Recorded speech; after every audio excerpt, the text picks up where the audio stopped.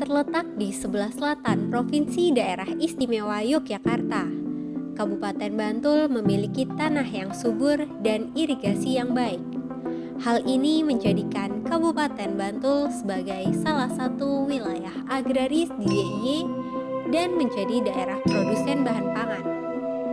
Capaian pertanian di Kabupaten Bantul saat ini dapat diperoleh karena berbagai inovasi telah diterapkan untuk mengatasi permasalahan yang ada. Salah satu inovasi yang diterapkan yaitu Si Perkasa, sistem penjemuran karya Santosa. Inovasi ini merupakan gagasan dari seorang ASN UPT Balai Benih Kabupaten Bantul yang telah menekuni bidang pertanian selama 25 tahun. Kecintaannya pada bidang pertanian membuatnya terus melakukan inovasi di bidang ini. Manfaat dari inovasi yang digagasnya sudah dirasakan oleh masyarakat Bantul. Dan pemerintah pun mengapresiasi inovasi yang digagasnya dengan memberikan penghargaan top 45 inovasi pelayanan publik pada tahun 2019. Sedulur Bantul, simak perbincangan saya Syifa Sabirina dengan Bapak Budi Santosa, sosok inspiratif kita kali ini.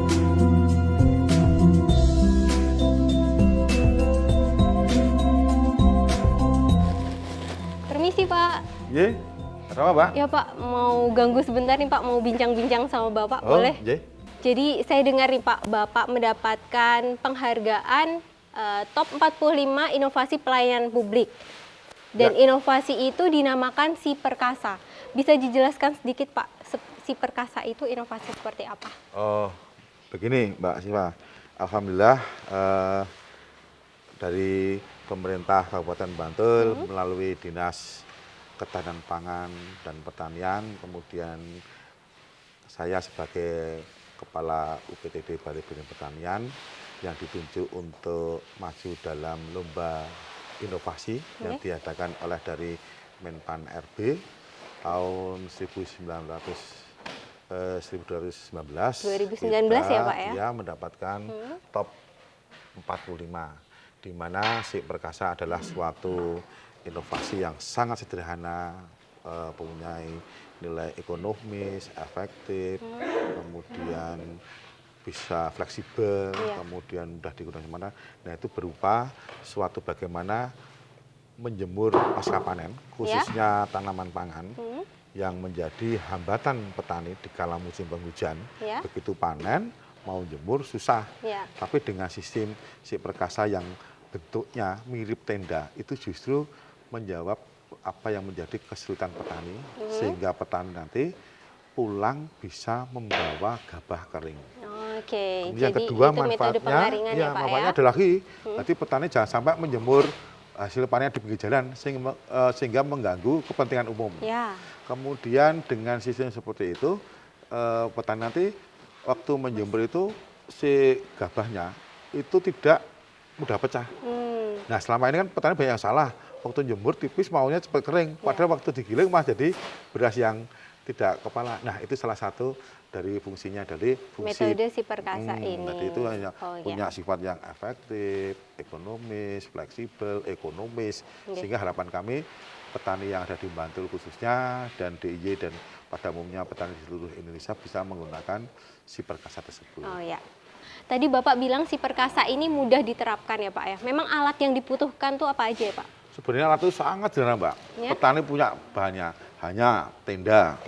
Kalau bisa dua. Nah, ya nanti yang bawah untuk alas, atasnya untuk atap. Misalkan, jadi dua untuk bawah dan atas. Ukurannya yang bawah 5x7. Nanti atasnya ukurannya 6x8. Sehingga kayak orang tenda persis, orang kemah itu. Nah, lucunya kalau hujan itu di dalam malah panas. Kayak jenengan pada sekarang musim penghujan, kemudian naik mobil hujan, AC dimatikan, maka akan gerah. Sama dengan ini. Jadi waktu hujan justru di dalam itu hangat. Sampai bukan jam malah 11. basah tapi malah hangat ya. Dan rahasianya adalah waktu masih panas dalam kondisi panas terik matahari jam 2:30, segera ditutup. Dia akan menyimpan hawa panas kayak di oven. Jangan dibuka. Jadi kalau petani menutup itu pada sore hari jam 5, percuma. Justru kondisi panas itu menyimpan kayak di oven. Nah, itu rahasianya di situ. Mengapa Pak. saya katakan itu lebih cepat, punya nilai sampai tadi yang saya jawab di depan ya Ya. kayak gitu. Oh iya, karena malam pun tetap seperti di oven ya Pak Dan ya? ini yang khusus di UPT Balai Benih, hasilnya ini Mbak. Oke. Nah,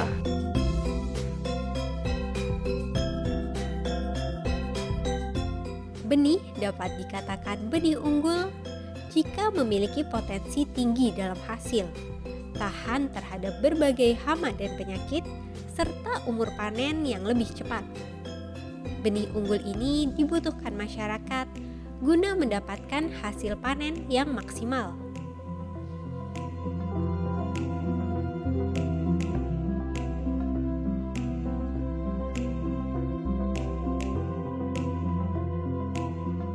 dari Ini semua menggunakan metode si perkasa iya, tadi penjemurannya. endingnya Ya. terakhir di Iya. UPT kami adalah dalam bentuk label. Oh, ya. Nah, label itu yang kami sertifikasikan di uji lab di kantor BPSW di provinsi. Tadi label ini menunjukkan bahwa benih ini bisa dipertanggungjawabkan. Oke. Karena kalau kamu menjual benih kayak gini, yang harus seperti ini dikemas, ada dipertanyakan dengan merek dagangnya, dan salah satu yang dikatakan benih itu ada sertifikatnya. Oh ya. Jadi kalau petani mau beli benih, yang dilihat itu yang pertama adalah labelnya dulu. Sertifikatnya itu ya Pak ya. Kayak gini.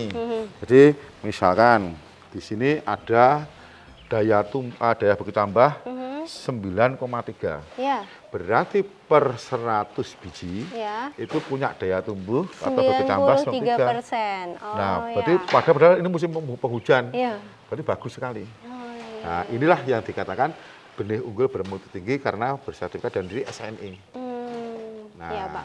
sebagai pelayan publik, di sini sebagai tempatnya untuk petani membeli benih. Oh ya, selain si perkasa Pak, inovasi apa lagi yang udah Bapak terapkan di pertanian Kabupaten Bantul ini Pak? Sebenarnya saya punya banyak, masih punya stok, tapi saya keluarkan pelan-pelan. Nah, Iya. salah satunya yang sekarang saya terapkan adalah dalam mendukung kegiatan Pak Bupati, kemudian mendukung dari PKK Kabupaten, kemudian nasional, yaitu sekarang baru gencar-gencarnya IP 400. Iya, Itu IP kan 400. bagaimana menanam padi setahun bisa 4 kali. Iya, Nah, padahal di bingung. luar kebiasaan ya Luar Pak ya? kebiasaan. Nah, saya punya inovasi, yaitu benih atau padinya saya treatment sehingga bisa umur lebih maju panennya.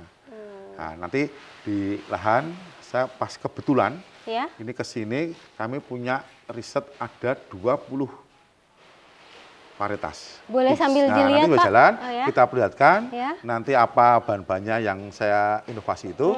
Nanti harapan kami ke depan, kalau nanti di Bantul bisa panen 4 kali, Ya. berarti ada suatu peningkatan produksi sehingga kabupaten bisa mewujudkan ketahanan pangan.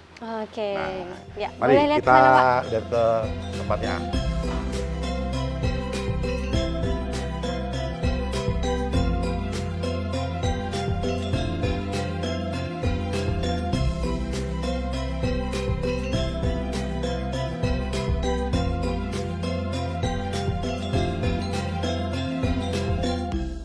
Ya.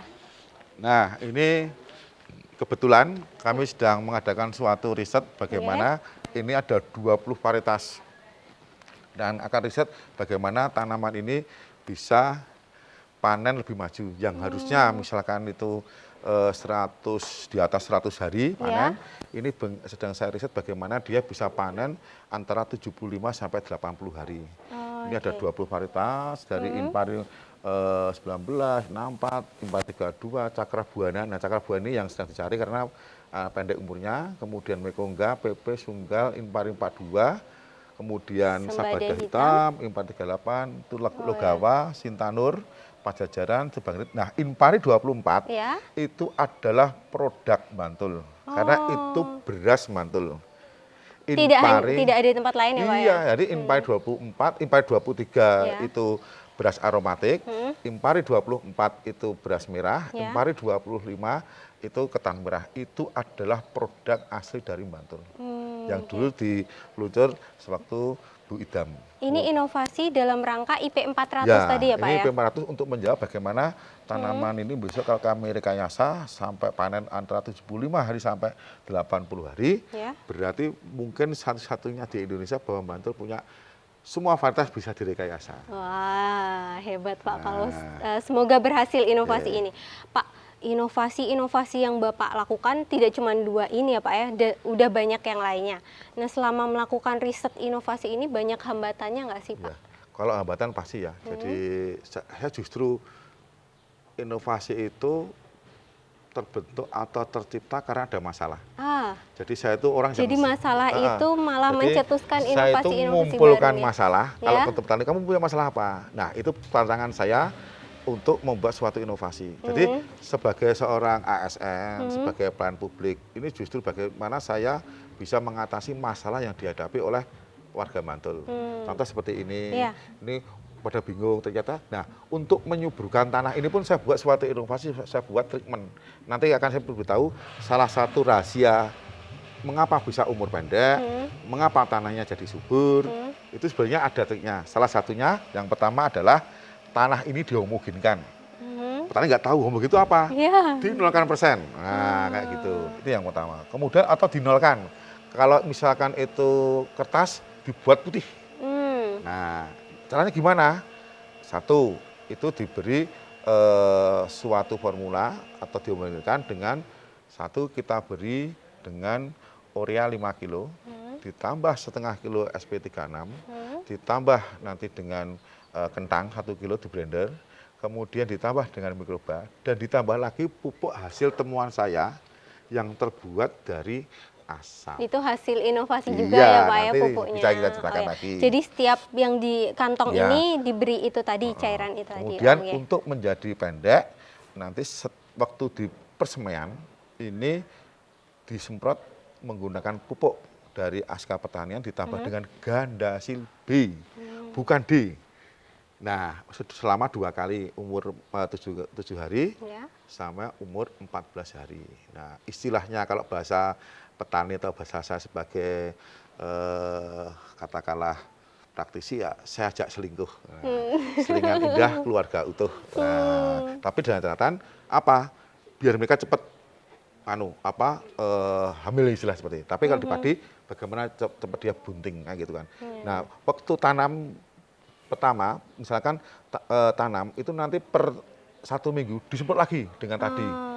Dengan dosis nanti 1 tutup airnya 1 liter ditambah Gandasil B, semprotkan lagi selama 6 kali ini interval. Tapi untuk pemupukan sama.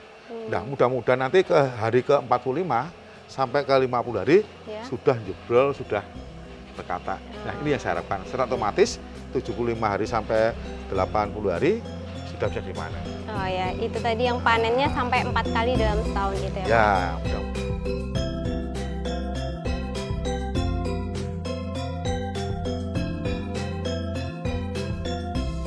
Bapak Budi Santosa adalah sosok ASN yang dapat kita contoh ketekunannya dalam merealisasikan gagasannya. Ia berusaha mencarikan solusi atas masalah pertanian yang ada di masyarakat dan mencetuskan inovasi-inovasi untuk kemajuan pertanian di Kabupaten Bantul.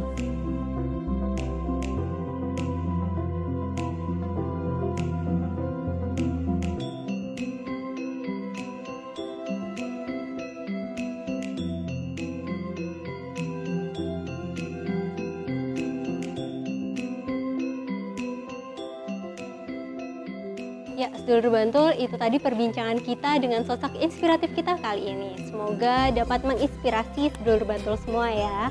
Dan jangan lupa untuk ikuti updatean terbaru dari YouTube-nya Bantul TV. Jangan lupa subscribe, komen, dan follow. Ya, saya Syifa Sabirina pamit. Sampai jumpa di episode selanjutnya.